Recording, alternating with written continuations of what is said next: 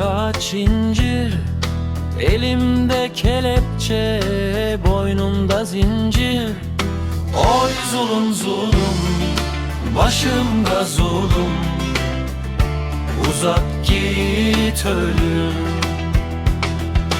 Zincir sallandıkça her yanım sancı, düştüm bir ormana, yol belli değil. Oy zulüm zulüm, başımda zulüm, uzak git ölüm.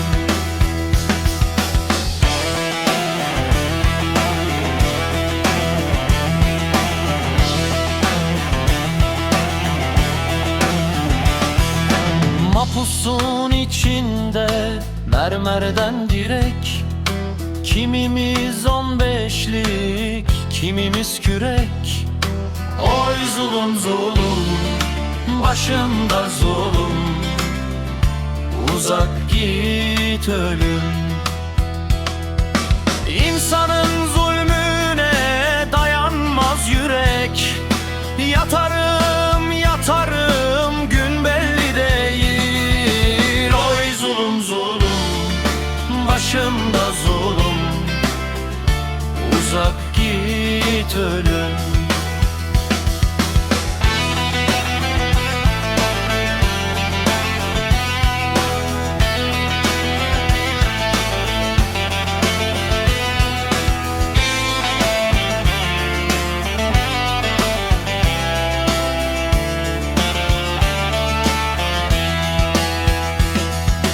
Mapusun içinde bir ulu çınar, kırılsın zincirler, yıkılsın duvar.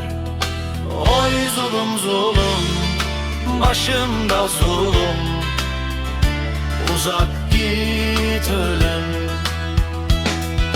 Tezikmiş kuş bile yuvaya döner, düştüm bir ormana, yol belli değil. Oy zulüm zulüm, başımda zulüm, uzak git ölüm.